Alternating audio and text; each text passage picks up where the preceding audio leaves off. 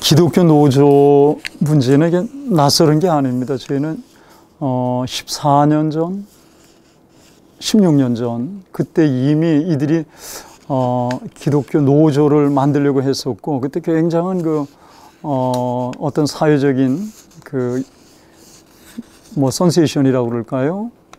그 사람들은 또 어떤 사람들은 황당하기도 하고 큰 논란이 있었어요. 그런데 그 뒤에 이제 이들이 법적인 법에 의해서 노조가 될 수 없다.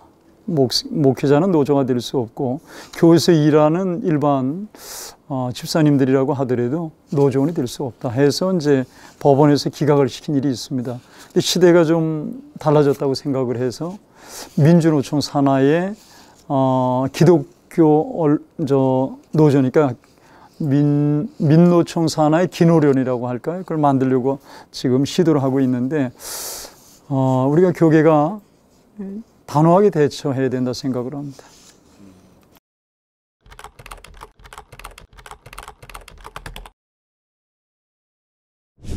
먼저 그들의 주장에 대한 걸 먼저 얘기를 하면은요, 처우를 개선하겠다. 지금 처우가 열악하니까. 두 번째는 이제 교회의 어떤 문제, 부정적인 걸 밖으로 노출시켜서 그걸 해결해 나가겠다. 뭐 그런 주장들을 하고 있는데, 이것이 다 옳지 않은 것이 뭔가 하면 신적 기관인 교회를 어떤 사업장으로 착각을 하는 거예요. 또 착각한 것이 아니고 고의적으로 이 노동조합으로 집어넣어서 어떤 사회적인 그런 지배를 받도록 하겠다, 교회를 이렇게 생각하고 있으니까 옳지 않다고 생각을 합니다. 생각도 건전하지 않을 뿐더러 신앙적이지 않고 이렇게 생각을 합니다.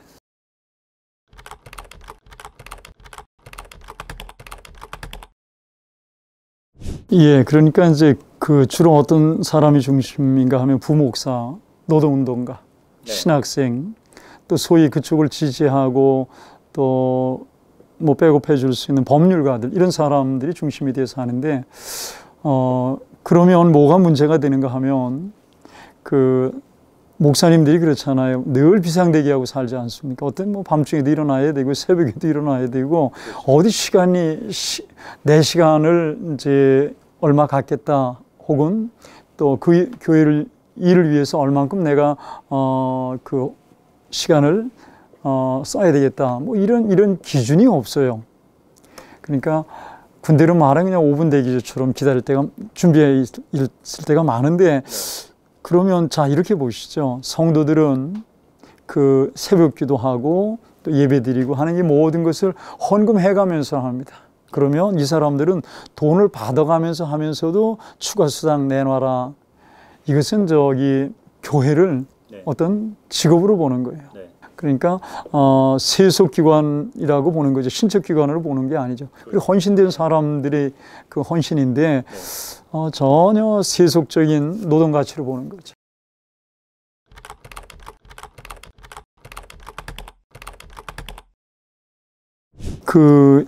교회 문제를 어떤 사회로 끌고 나가겠다. 문제가 되는 것도 아닌데, 그러니까 성역이라고 할까요? 성역은 둬야 되거든요. 지켜야 될 가치는 지켜야 되는데, 관계없이 교회에 그것을 이 사회로 똑같이 놓고 싸우겠다는 거죠. 또 교회의 어떤 신성이라든가 이런 걸 무너뜨리겠다는 뜻이에요. 교회가 무너지기 시작을 하죠. 그렇게 되면은. 그런데 저는 이 기독교 노조가 성공하지 못하리라는 거 생각을 합니다. 뭔가 하면 첫째는 하나님께서 허락하지는 않으실 것이고요. 그 다음에 교회 주체인 교회 공동체원들이 용납하지 않습니다.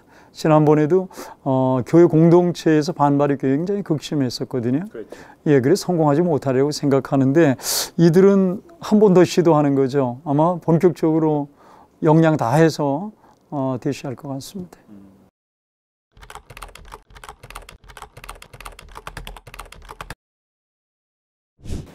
그런 일이 혹시 이런 노동조합이라든가 이런 게 아니고, 이건 성립이 되지 않아야 되고 않으리라고 보는데, 그 외의 것들 혼자 가지고 계시지 말고 우리 언론이라든가 이런 데 연락을 하시면 협력해서 뭐 도울 길이 있다고 생각을 합니다. 혼자 가지고 계시면 힘듭니다.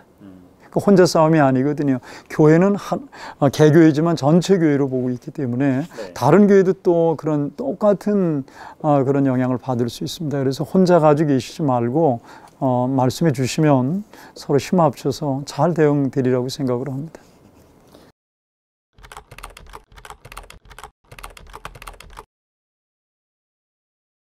그 교회는 그 헌신된 일꾼들에 의해서 성령께서 인도하셔서 세워졌거든요. 그래서 헌신이라는 것을 떼어놓고 그 어떤 사회적인 그 노동 가치로만 생각하면 절대 될 수도 없고 무너집니다. 그 위에 교회는 설 수가 없는 겁니다. 예를 든다고 하면 직장 생활 하다가 부름받아서 그 주의 종의 길로 들어선 사람들 보면 몇 분의 1밖에 못 받습니다. 우리나라 초기에 1900년 초에 길선주 그 목사님, 그분이 이제 평양에서 큰 포목점을 하고 아주 돈을 많이 벌었던 분이에요. 네. 근데 부름 받아서 주께로 나오고 이제 장로로 있다가 이제 전도사님으로 시작을 하게 됐는데 그때 봉급이 얼마냐 그랬더니 자기가 사업할 때 300분의 1이라고 그랬어요.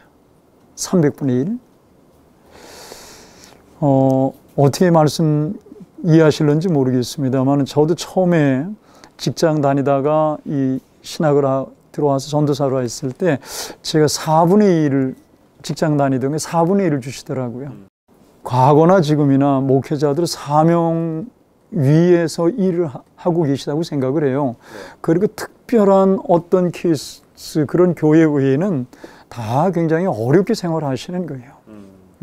처우를 개선해 드릴 여지가 있는데도 네. 또 능력도 있고 경제적인 안 한다고 하면 그거는 생각해 볼 여지가 있는 거지만 넉넉한데도 처우를 개선하지 않는 교회는 별로 없다고 저는 생각을 합니다. 네. 그리고 또 조금 어려워도 사명을 가지고 이겨내가고 그러다 보면 하나님께서 그 주의 종들을 또 귀하게 여기시고 사역자들을 귀하게 여기신다 저는 생각을 합니다.